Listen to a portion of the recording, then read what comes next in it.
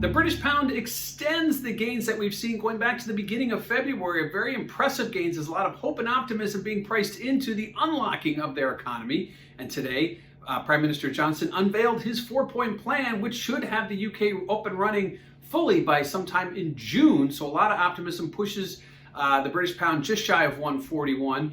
If you recall, going back to September of last year, that's when this hope and optimism started. It wasn't always about the unlocking of the economy. It was first about Brexit and getting through Brexit, which they did. So we started about 128. We pushed the pound higher. Then we saw a stagnant period between Brexit and what we will call probably the end of January, early part of February, when then, again, more optimism about unlocking the economy and seeing those economic numbers start to go back the other way, go north again.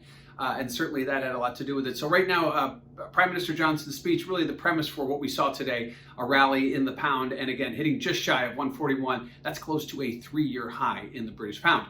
Now, what does that mean for the Bank of England? Well, the Bank of England has been keeping monetary policy very easy. Obviously, during the lockdowns, they wanted to continue to purchase assets, keep rates low without going negative.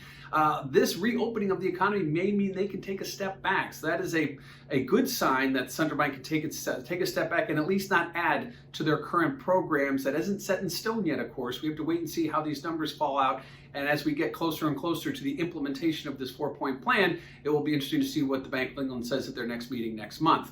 Lastly, we have the positioning. Now, speculators have been purchasing and adding to their longs here going back to the end of January. So some of this wasn't necessarily coming out of left field.